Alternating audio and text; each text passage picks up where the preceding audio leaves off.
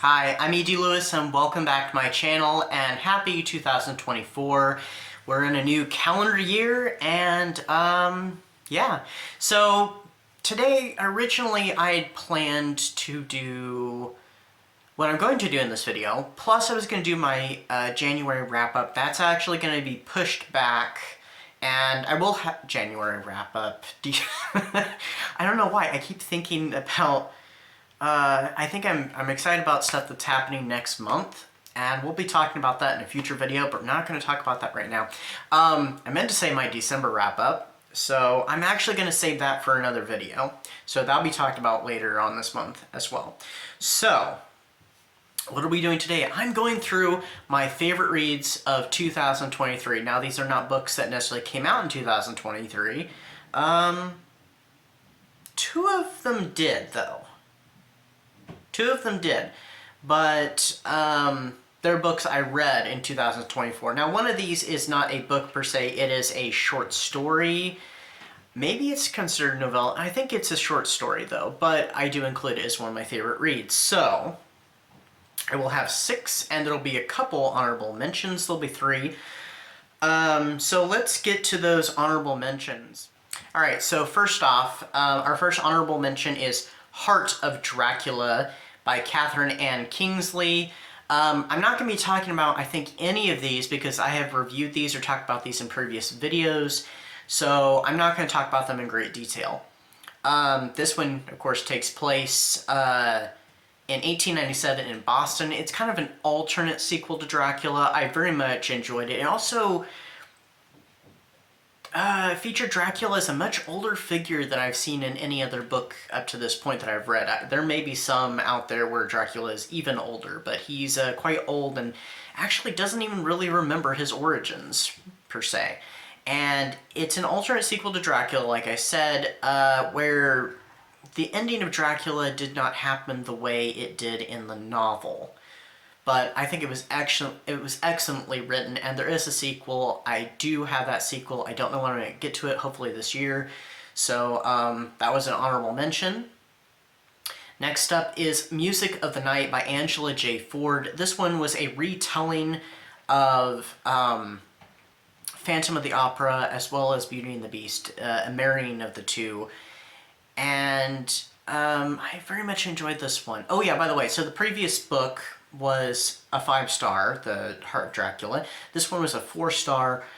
I highly recommend it. It was really, really good, and it did a nice marrying of the two. It was a piece of it was gothic romance, but it was also a piece of gothic fantasy.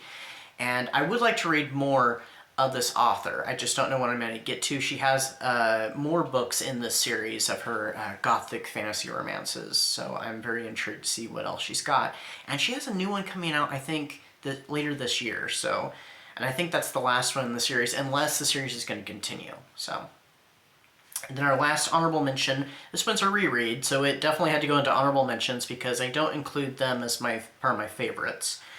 But it does get honorable mention status, and that is Gaywick by Vincent Verga. Is the first in the Gaywick trilogy, which is unfortunately an unfinished trilogy because the third book was never published.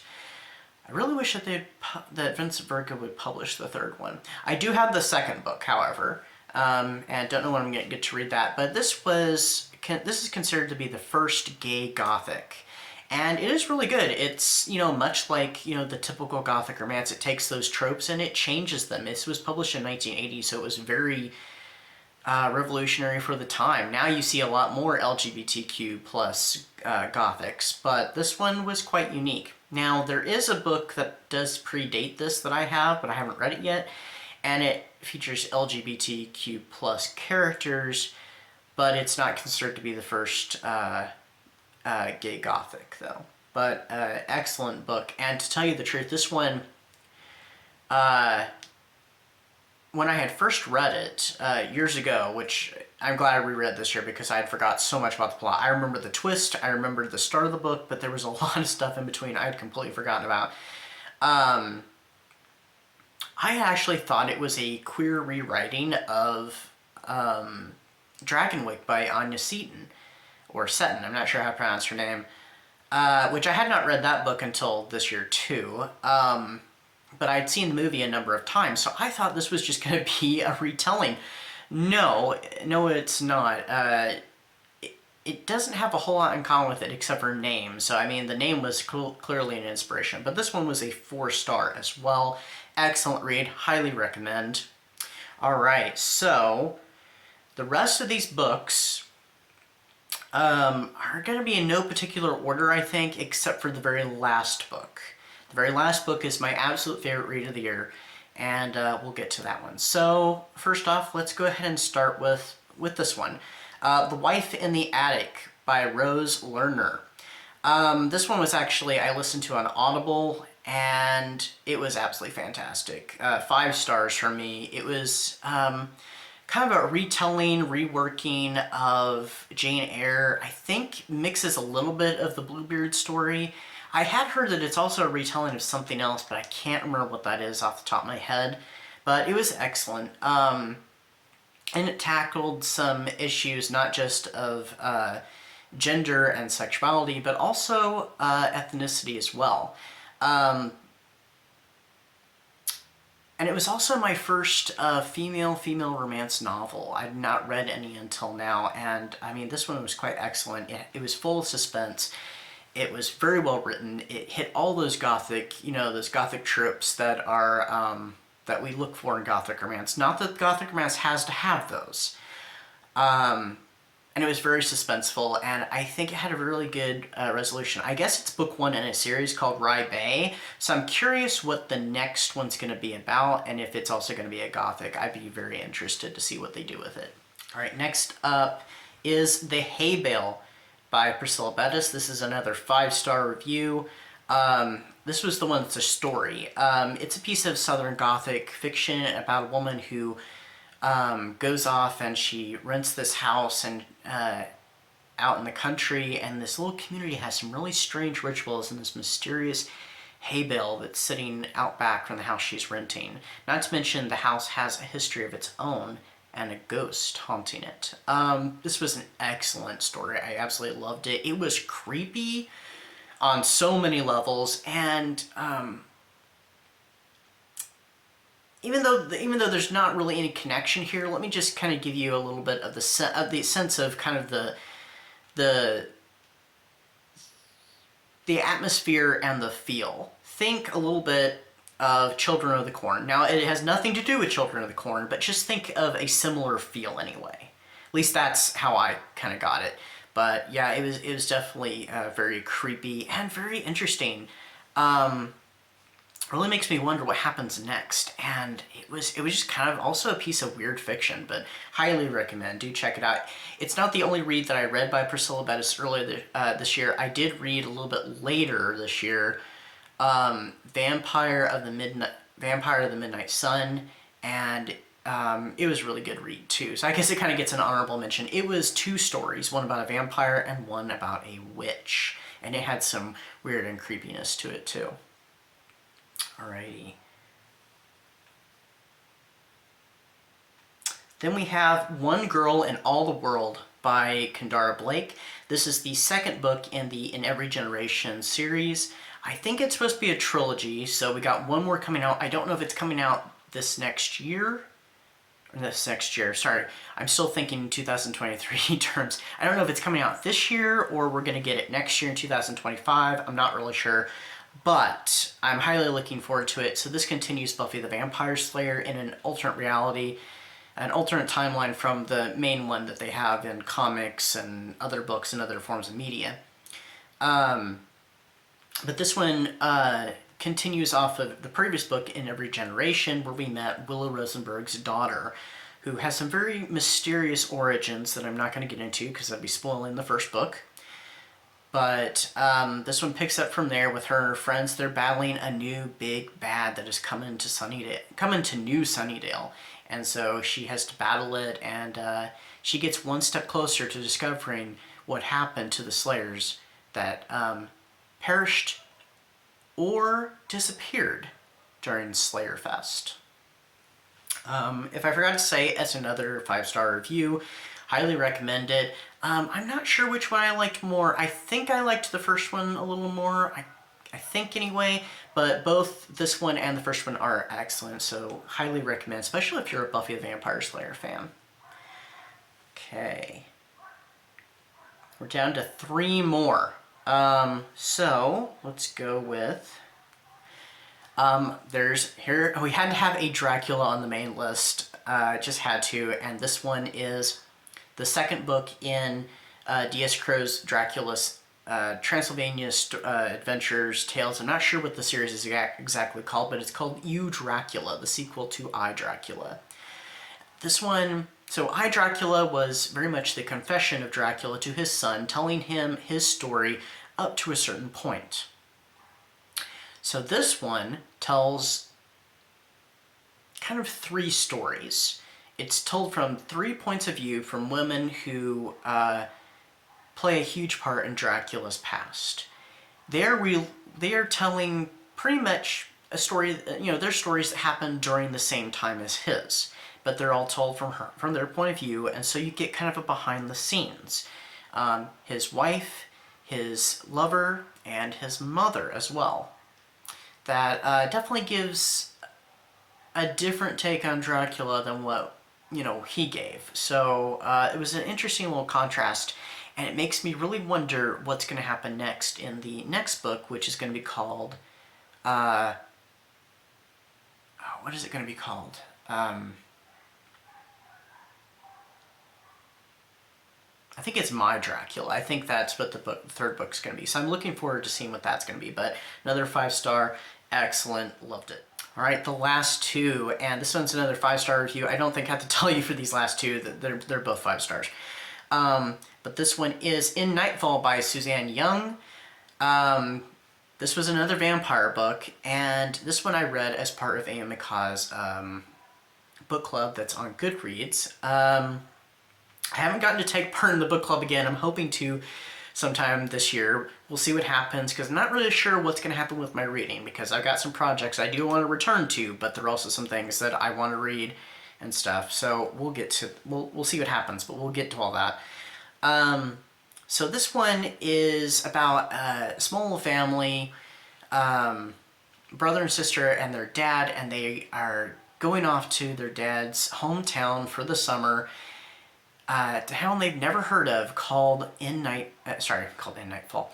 Called Nightfall. I'm just repeating the title of the book here.